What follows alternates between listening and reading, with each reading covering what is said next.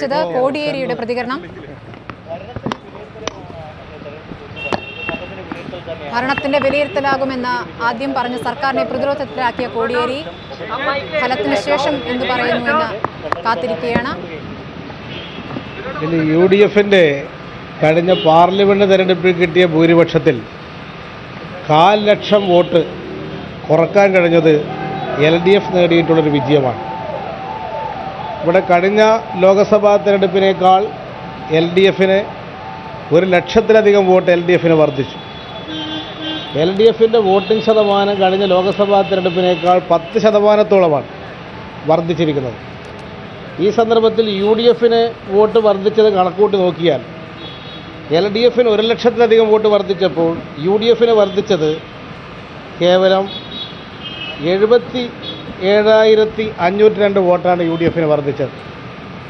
കഴിഞ്ഞ ലോക്സഭാ തെരഞ്ഞെടുപ്പിൽ SDPIക്കും വെൽഫെയർ പാർട്ടിക്കും കൂടി 77,069 വോട്ട് കിട്ടിയിരുന്നു. ആ 77,000 വോട്ട് UDFന് വർദ്ധിച്ചു എന്നതിൽ കവിഞ്ഞ് UDFന് യാതൊരു വർധനവും കഴിഞ്ഞ ലോക്സഭാ തെരഞ്ഞെടുപ്പിനെ അപേക്ഷിച്ചുണ്ടായിട്ടില്ല എന്നതാണ് ഈ കണക്ക് വ്യക്തമാക്കുന്നത്. ലോക്സഭാ തെരഞ്ഞെടുപ്പിൽ UDFനും SDPI വെൽഫെയർ പാർട്ടിക്കും കൂടി 61% വോട്ടുണ്ടായിരുന്നു. ഇത്തവണ അവർക്ക് 55% വോട്ട് മാത്രമേ കിട്ടിയിട്ടുള്ളൂ. അപ്പോൾ UDFന് കഴിഞ്ഞ ലോക്സഭാ തെരഞ്ഞെടുപ്പിൽ ഉണ്ടായത്ര വിജയം നേടാൻ കഴിയാതിരുന്നു എന്നുള്ളത് തന്നെ LDFന്റെ പ്രവർത്തനത്തിന് ലഭിച്ചിട്ടുള്ളൊരു അംഗീകാരമാണ്. അതോടൊപ്പം അവിടെ ശക്തമായിട്ടുള്ള മുസ്ലിം സംഘടനകളെ ഏകോപിപ്പിക്കാൻ ഉള്ള ശ്രമം UDF നടത്തിയിരുന്നു.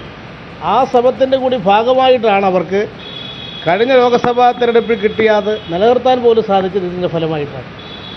എന്നാൽ ഏറ്റവും വലിയ തിരിച്ചടി ഉണ്ടായത് BJPക്കാണ്.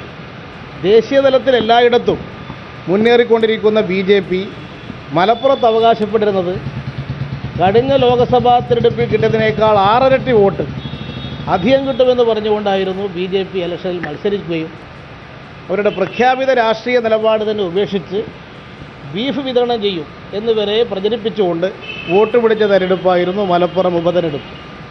അവിടെ അവർക്ക് വോട്ടിംഗ് ശതമാനം വർദ്ധിച്ചില്ല, വോട്ട് വർദ്ധിച്ചില്ല എന്നുള്ളത് BJP രാഷ്ട്രീയത്തെ കേരളം നിരാകരിക്കുന്നു എന്നതിൻ്റെ അസന്നിഗ്ധമായ പ്രഖ്യാപനം കൂടിയാണ് മലപ്പുറം ലോക്സഭാ ഉപതെരഞ്ഞെടുപ്പിൽ ഉണ്ടായത് എന്നത് അഭിമാനിക്കാൻ സാധിക്കുന്നൊരു കാര്യമാണ്. മതനിരപേക്ഷതയുടെ കൂടെയാണ് കേരളത്തിലെ ജനങ്ങൾ നിൽക്കുക. മതവർഗീയതയുടെ കൂടെ BJPയുടെ കൂടെ നിൽക്കുകയില്ല എന്ന് തെളിയിച്ചതും ഒരു പ്രധാനപ്പെട്ട കാര്യം തന്നെയാണ്. BJP പറയുന്നത് ന്യൂനപക്ഷ വോട്ടുകൾ ധ്രുവീകരിച്ചു, അത് ആണ് UDFന് ഗുണം ചെയ്തത് എന്നാണ്. ന്യൂനപക്ഷ വോട്ട്, മുസ്ലിം വോട്ട് എന്നുള്ള നിലയിൽ ന്യൂനപക്ഷ വോട്ട് 80% ഉള്ളൊരു മണ്ഡലമാണ് മലപ്പുറം. അതിൻ്റെ ഭാഗമായിട്ട് ഹിന്ദുത്വ ഏകീകരണത്തിന് വേണ്ടിയായിരുന്നു RSS ശ്രമിച്ചിരുന്നത്. ആ ഹിന്ദുത്വ ഏകീകരണം കൊണ്ടുവരാനുള്ള RSSന്റെ നീക്കത്തിനും തിരിച്ചടിയേറ്റു എന്നുള്ളതാണ് മലപ്പുറം തെരഞ്ഞെടുപ്പിൽ കാണുന്ന പ്രത്യേകത. മുസ്ലിം ലീഗിന് പരമ്പരാഗതമായി തന്നെ വലിയ സ്വാധീനമുള്ളൊരു മണ്ഡലമാണ് മലപ്പുറം. കേരളത്തിൽ UDFന്റെ നമ്പർ 1 മണ്ഡലം മലപ്പുറമാണ്. അത് കഴിഞ്ഞ ലോക്സഭാ തെരഞ്ഞെടുപ്പിൽ 2 ലക്ഷത്തോളം വോട്ട് നേടാൻ സാധിച്ചതും അതിൻ്റെ ഫലമായിട്ടായിരുന്നു. ആ 2 ലക്ഷം വോട്ട് അവർക്ക് എത്തിയില്ല എന്നുള്ളത് UDFന് ഏറ്റിരിക്കുന്നൊരു തിരിച്ചടിയാണ്. 1,00,000 വോട്ടിൻ്റെ ഭൂരിപക്ഷമാണ് കുറഞ്ഞിരിക്കുന്നത്.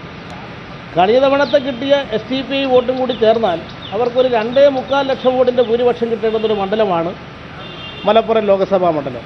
അതെന്തുകൊണ്ട് കിട്ടിയില്ല എന്നുള്ളത് അവർക്ക് ഏറ്റിട്ടുള്ള പ്രതീക്ഷിച്ച വിജയം അവർക്ക് നേടാൻ കഴിഞ്ഞില്ല എന്നുള്ളതിൻ്റെ ഏറ്റവും വലിയ തെളിവാണ് തെരഞ്ഞെടുപ്പിൻ്റെ കണക്ക് പരിശോധിക്കുമ്പോൾ കാണുന്നത്. ഈ വളരെ വിഷമകരമായ ഒരു സാഹചര്യം സൃഷ്ടിക്കാൻ മുസ്ലിം ലീഗ് അവിടെ ശ്രമിച്ചിരുന്നു. കാരണം അവരുടെ വലിയ ശക്തിയുള്ളൊരു മണ്ഡലമാണ്. പക്ഷേ അതിനെല്ലാം അതിജീവിച്ചുകൊണ്ട് ഇലക്ഷനിൽ സജീവമായി LDFന്റെ പ്രവർത്തകന്മാർ പ്രവർത്തിച്ചിട്ടുണ്ട്. യാതൊരുവിധ സംഘർഷവുമില്ലാതെ ഇലക്ഷൻ നടന്നു എന്നത് മലപ്പുറത്തെ ഇത്തവണത്തെ തെരഞ്ഞെടുപ്പിൻ്റെ ഒരു പ്രത്യേകതയായിരുന്നു. അതിനുവേണ്ടി പ്രവർത്തിച്ച എല്ലാവരെയും ഈ സന്ദർഭത്തിൽ അഭിനന്ദിക്കുകയാണ്. LDFന് വോട്ട് ചെയ്തിട്ടുള്ള ജനങ്ങളെയും പ്രത്യേകം ഞാൻ അഭിനന്ദിക്കുകയാണ്. PDPയുടെ വോട്ടുകൾ LDFലേക്ക് വന്നു, അതും ഒരു ഘടകമായി LDFന് വോട്ട് കൂടാൻ എന്ന ഒരു ആരോപണവും BJP. PDP അവിടെ അത്ര വലിയൊരു ഘടകമല്ല. PDPയുടെ പിന്തുണ എന്നുള്ളത് സംബന്ധിച്ച് അവിടെ അത്രത്തോളം സ്വാധീനമുള്ളൊരു കക്ഷിയായിരുന്നില്ല PDP. കഴിഞ്ഞ ലോക്സഭാ തെരഞ്ഞെടുപ്പിലും അതേ നിലപാട് തന്നെ സ്വീകരിച്ചിട്ടുള്ളൊരു കക്ഷിയാണ്. അതൊരു പുതിയ കാര്യമല്ല.